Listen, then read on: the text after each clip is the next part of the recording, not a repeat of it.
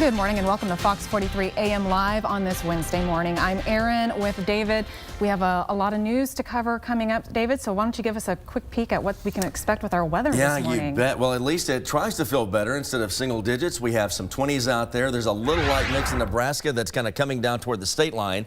So northern counties might actually get just a little spritzel, maybe a snowflake or something, but the vast majority of that's either drying up before hitting the ground or moving east versus south. So not too much to that, but certainly clouds working in, and that's going to make it variably cloudy to mainly cloudy almost all day today.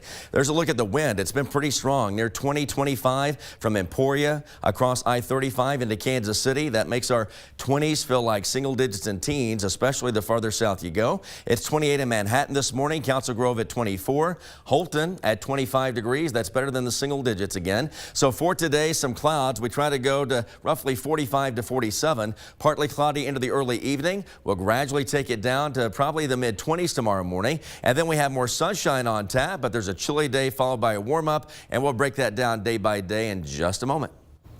Starting today, the impeachment inquiry goes public. For the first time, we'll hear directly from some of the key witnesses called to testify about President Trump's dealings with the president of Ukraine.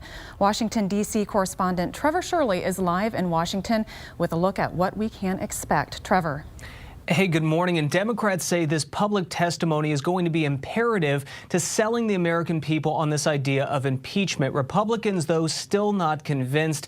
They're continuing to push back on this entire process, calling it a sham.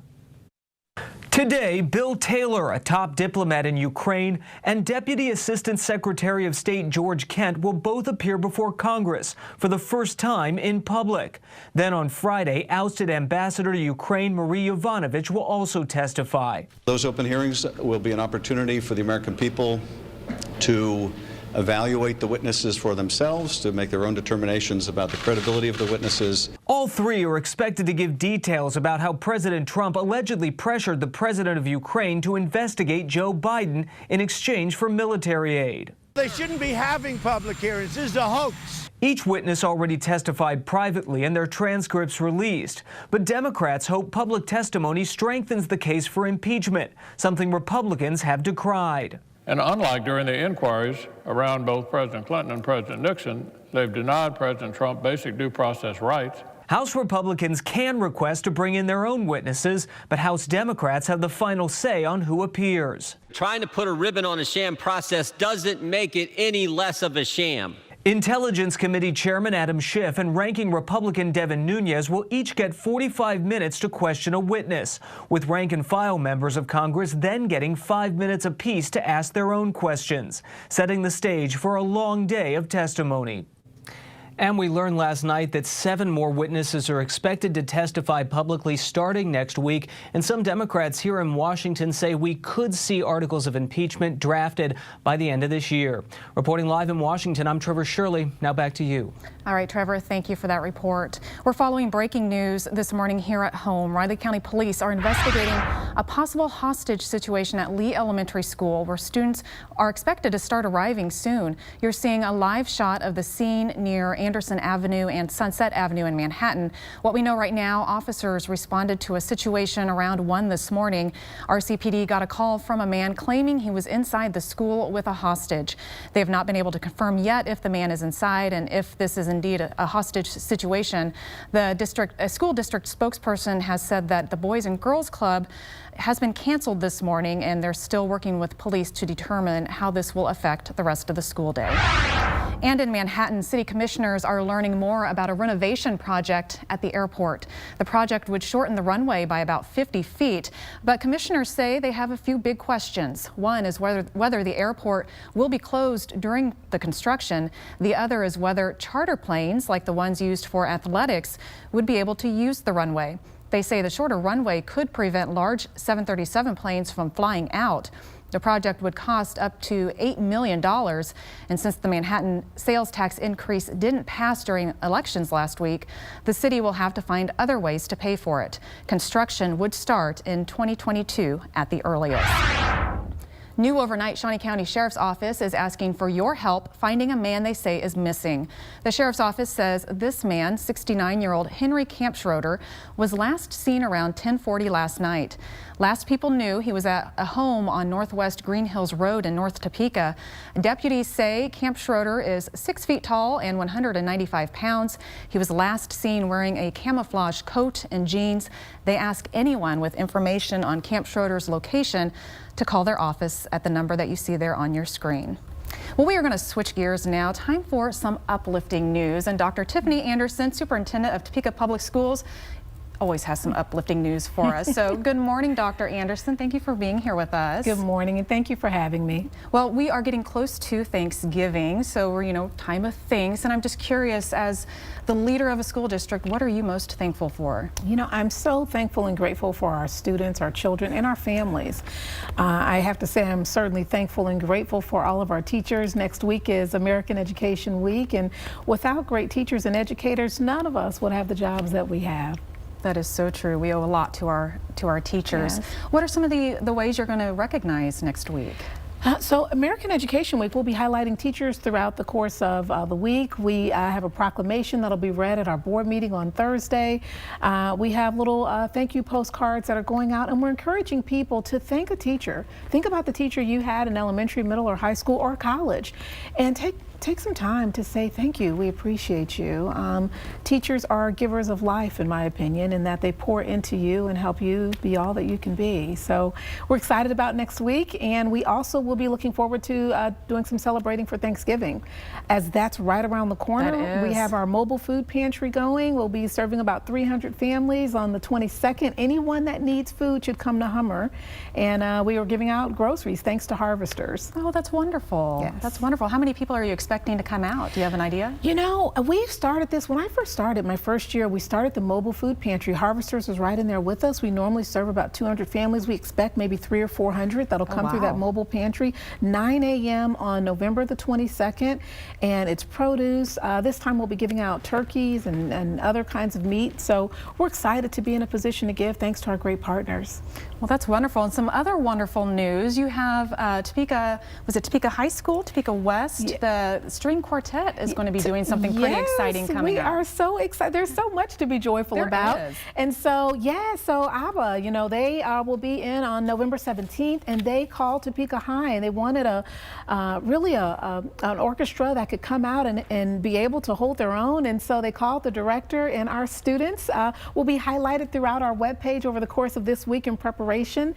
But our students from Topeka High, the orchestra string quartet, will be playing with ABBA, the 70s band, and we're so excited to have an internationally known person coming to our students at Topeka High in that string quartet. It says a lot about who we are. We invest a lot in the arts, and last year Topeka was one of the places that had a national award for the arts, and this is one of the products that you can enjoy seeing. So November 17th, for those that go to the concert, they'll see our Topeka High students. That is exciting. I bet they are just thrilled. What an opportunity for them. Yes, and again, the arts, I think a lot of people don't uplift that enough, and the fine arts schools that we have, Topeka High being our international school, the arts are a big part of allowing kids to really have a whole nother language in expressing themselves, and we're thankful for the school board in doing that. Speaking of school board, we have new school board members, 4 of them. They will start in January. That's wonderful. Lots to be thankful for this time of year. Yes, ma'am. We are so grateful, and thank you for having me this morning. Oh, thank you for being here, and happy Thanksgiving. Happy Thanksgiving. Well, coming up, Family Service and Guidance Center continues its real-world parenting series with a workshop on helping your child manage ADHD. Pam Evans with FSGC will join us and give us the scoop.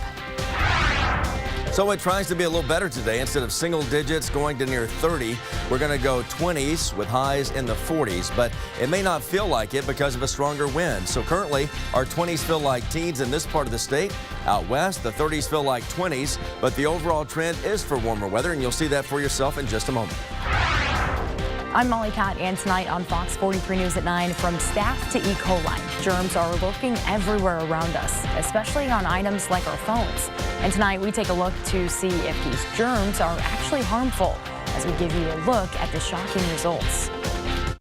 You're watching Fox 43 News AM live at 7 with Aaron LaRoe and meteorologist David George. Now, your storm track weather with meteorologist David George. Good Wednesday morning, much better than yesterday. Instead of single digits, we have numbers in the 20s, but we have some passing clouds and a stronger breeze today.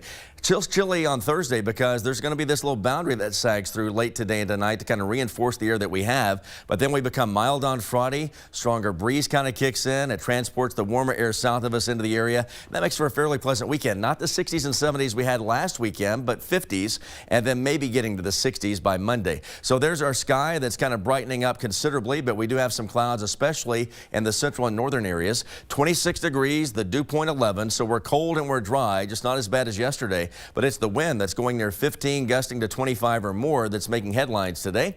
Record high of 84, the average high 56. There was our midnight temperature and our morning low. Today we're going to get to the mid and upper 40s, which is better.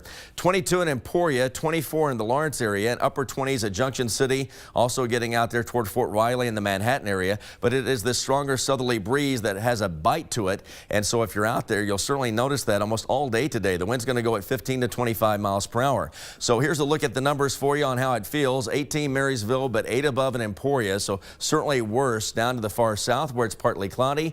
We're mostly cloudy around Topeka to Manhattan, and certainly cloud cover up north. And right here on the state line, just a little patchy mix. That's a glancing shot and not much out of that at all. So much of what's going on in Nebraska, South Dakota, shooting toward Iowa and the upper Mississippi Valley. But there's a little weak disturbance right here, and once that kind of swings on through, we'll clear it out pretty nicely late night and get it back to some sunshine. So today, some clouds kind of working through the area, and as we get toward tonight, we'll go partly cloudy, overnight mostly clear, and then lots of sunshine for Thursday, Friday, and that's almost going to be the trend through the middle of next week with some sunshine, mostly clear nights. Chilly nights, mild days, 50s and 60s, and really dry weather. I don't see any chance for snow for at least about an 8 to 10 day period here. So some 40s today. Let's go 47. Mainly cloudy, but you're going to have some sunshine from time to time, especially either peeking through or kind of filtered. And then 44 tomorrow. So it's the reinforcing shot that keeps us cool. 55 on Friday. That sounds a lot better. And hopefully the clouds don't really dominate the weekend. I'm going to go partly cloudy right now, but there might be some variably cloudy to mostly cloudy periods. Mid and upper 50s, and then a chance to be in the low 60s. So the coldest of air in this whole outbreak was yesterday. We're trying to come out of it over the next day or two. And look at that. That is really pleasant going all the way toward the middle of next week, which is going to put us about a week out from Thanksgiving. And looking at extended data, it looks like there's one chance for a little bit of ice or snow around Tuesday before Thanksgiving, and that's it. Let's get it back to Aaron. Well, Pam Evans with Family Service and Guidance Center is here now with details on a workshop helping your child manage ADHD. And good morning, Pam. Thank you for being here. Thanks for having me. We all have those moments where we get lack of focus or get really fidgety, but is this workshop going to help us know what is ADHD and what isn't ADHD? Absolutely. Lots of things will be covered, lots of tips and tools that parents and caregivers will be able to take back immediately and hopefully put into action. It seems that ADHD is a go-to. Mm-hmm. You know, if a child is impulsive or seems fidgety, forgetful. But yeah, we will talk about what is and what isn't ADHD, and there's a lot more than meets the eye. There are different types of ADHD.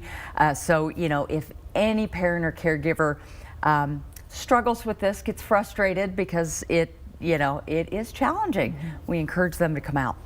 Well, you had mentioned that it's kind of the go-to, but how common is ADHD? Extremely common. It is one of the most frequently diagnosed issues that we see in kids, and the earlier, like other mental health issues like anxiety, depression, the earlier it can be identified and diagnosed, the more successful we can teach the kids, teach the parents how to just deal with that on a day-to-day basis. And I should mention this workshop, it will not be a diagnose your child. But again, just giving the tips and tools for parents and caregivers to put into action at home. Well, and I think there are probably quite a few myths out there about ADHD. Can you talk about that a little bit? There are, you know, it's tough to know for parents, you know, when they should push, when they should just kind of sit back. How to improve attention. You know, there's certain approaches that parents can give, and you know how to manage the impulsive behaviors. You know, I think probably the biggest myth out there for any mental health issue, it can be so frustrating for us as parents. But you know, the kids, they don't want to be challenging. They're not trying to frustrate parents. It has to do with brain development, and you know, the more we can teach and educate parents about the whys, the easier it'll be to kind of understand our own kids. Sure. Well, and that workshop is coming up on Thursday, November 21st. Yes. We have some information up there on the screen, as well as a link for people to register, and you do encourage people to register ahead of time. Yes, we free absolutely to attend. We want to make sure we have seats for everybody, and our Facebook page is a great go-to place for information, and there's a link on the Facebook page as well. Okay, so. Pam, thank you for being here. Yeah. We appreciate that. Thank you. Well, coming up, two local students, two different ages, form a special bond. What has them working together? That's after the break. Also, our friends at Magic 107.7 tell us what's the buzz today. Stay with us. You're watching Fox 43 AM Live. Welcome back to Fox 43 AM Live. Well, this is an amazing story. One local 6th grader is getting a new finger thanks to an ambitious older student. Royal Valley student Jasmine KAB was born with complications, making one of her fingers unusable. And that's where Kirsten Richter, well, what she did is she actually came in and she's been working for over a year to design a prosthetic finger with a 3D printer. And Kirsten and Jasmine had not met in person until just recently, forming a very special new friendship. Yeah, and get this, Kirsten has been approached by the company Limitless Solutions, a nonprofit that designs prosthetics for kids in need, about fine-tuning her design. So good for them. What a cool story. Somebody benefits and somebody's going to make maybe a career out of helping others this way. Well, dig out your favorite cardigan from the closet, because today we're celebrating World Kindness Day, Mr. Rogers style. Mr. Rogers Neighborhood's studio in Pittsburgh is asking fans to honor the late Fred Rogers by wearing a cardigan, one of Mr. Rogers' most famous looks. The studio is hoping to spread kindness by reminding people of Mr. Rogers' life lessons, including help others. You too can spread the love by sharing a photo of you in your Mr. Rogers inspired sweater using the hashtag Cardigan Day. And I think Tom Hanks has a movie where he portrays, you know, Mr. Rogers coming out very quickly. Oh, it looks really good. It looks like a good one. Well, speaking of more kind people, it is time to check in with our friends at Magic 107.7, Sean and Angie. Good morning, guys. Uh-oh. Well, they're talking, but we don't quite hear them. And I know they're talking about the good deeds that they're going to do today. Ooh. Yeah, they're going to be helping others and kind of popping in on people to give out kind of some swag and some goodies and gift cards and for World Kindness things Day. like that. Yeah, they're going to do it just to do it. Just to do it. And whether it's a listener, whether it's somebody on the street, they're going to hit some random businesses and things like that where they know people listen. And so Magic 107.7 just spreading some goodwill across the city. I love that. Well, coming up, giving back to others, how one Topekan is providing a little warmth and encouragement to those in need. And for weather, a lot better with temperatures. Yesterday, single digits, barely getting to a high of 30. Today, some 20s early, going to mid and upper 40s. But you've got to watch out for the passing clouds and a gusty breeze. We'll talk about today, also the weekend and beyond with the extended forecast in just a moment. Welcome back to Fox 43 AM Live. Well, I just love this. This is perfect for World Kindness Day. Okay. Perfect story here. Some people in our community, of course, are going without warm clothing as it gets colder. But a woman who works in downtown Topeka, well, Well, she decided to do something about it. Lauren Myers tied scarves, gloves, and hats to a structure outside of Reliant Apparel downtown for people to take them if they need them. The cool thing, too, is she also left some notes, some positive notes. The structure was completely full when she started, and now only a few items are left. Myers wants to keep the structure stocked as long as possible and encourages anyone in the community to go and add to that collection. Well, those notes are a nice touch. And we talked about this earlier that, you know, you can almost make that look like art with so many different colors and textures and stuff like that, where it's not an eyesore by any means, and it's helping those that need it. Well, what a unique way to help others. Yeah, I love that. And somebody may use it and then actually put it right back again. It's kind of like, gosh, just to go down the street. It's almost like the bikes. You know, you get one, bikes, leave it somewhere. Or those little neighborhood libraries that you see around. Absolutely. Here's a book, take a book. Yeah, and there's a scarf, there's a hat, and then drop it off later after you've done your walk to the grocery store or something. Mostly cloudy at times today, a gusty south wind that's going to make some 40s feel a little bit colder, but at least we're nudging our way up. Tomorrow kind of held in check because this boundary comes through late today and tonight, but on Friday we rebound nicely to 55. We stay pretty consistent there through the weekend with a partly cloudy sky both days. Hopefully the clouds don't really oversaturate the sky too much. Let's go for partly cloudy, and then more sunshine Monday, Tuesday was 60s, so really the last cold snap was yesterday into the day. We'll get out of it for a good week, and I don't see any chance for snow for at least 8 to 10 days. 8 to 10 days, okay, Yeah, we'll take it. Out there All right, we'll get out there and do something nice on this World Kindness Day. Spread some kindness, and thank you for joining us this morning. We'll be back tomorrow.